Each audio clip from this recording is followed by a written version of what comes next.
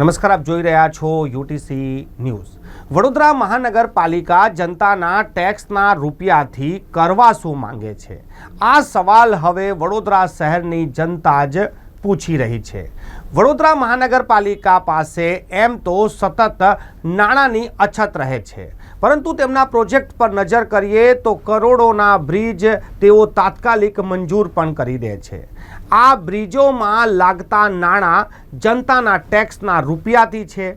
જનતાને મોટા મોટા વિકાસના વાયદાઓ બતાવીને વ્યવસ્થાઓમાં હંમેશા કોર્પોરેશન પાછળ રહે છે।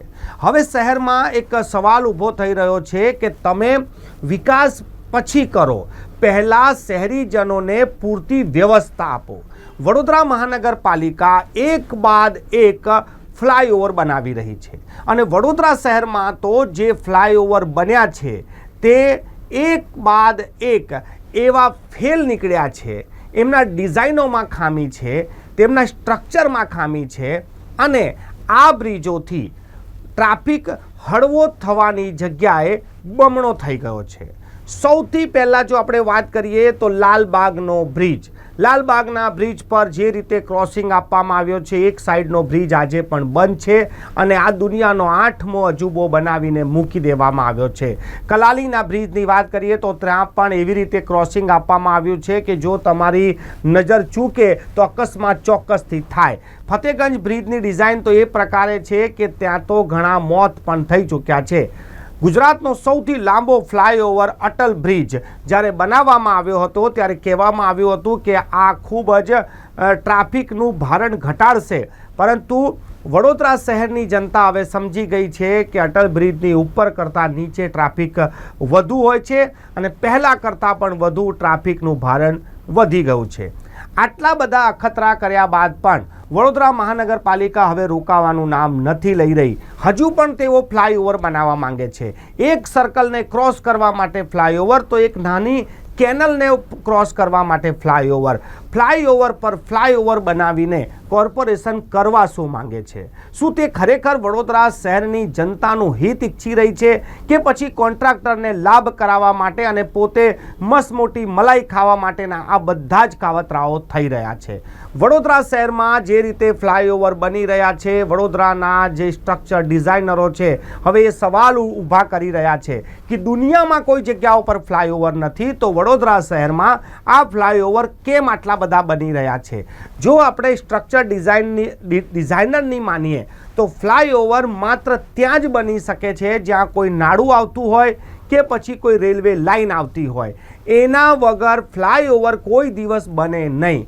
આપણા ત્યાં મુગલોથી લઈને અંગ્રેજોના શાસન પર જો નજર કરીએ તો ના મુગલોએ ના અંગ્રેજોએ કે ના તો પછી આપણા સર સયાજીરાવ ગાયકવાડે કોઈ ફ્લાયઓવર રોડ પર બનાવ્યો છે, પરંતુ આ તમામ લોકોને આગળ મૂકીને વડોદરા મહાનગરપાલિકાનું એન્જિનિયરિંગ એ પ્રકારે કામ કરે છે કે એક બાદ એક ફ્લાયઓવર બનાવી રહ્યા છે।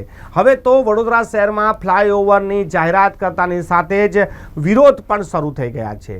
ગઈકાલે કોંગ્રેસની આગેવાનીમાં આના માટે મ્યુનિસિપલ કમિશનરને આવેદનપત્ર પણ અપાવ્યું છે કે જે ફ્લાયઓવર બની રહ્યા છે તે કામ વગરના બની રહ્યા છે, તેનાથી લોકોને કોઈ પણ પ્રકારની સુવિધા નહીં થાય, પરંતુ ટેક્સના જે નાણાં છે તે વેડફાઈ રહ્યા છે।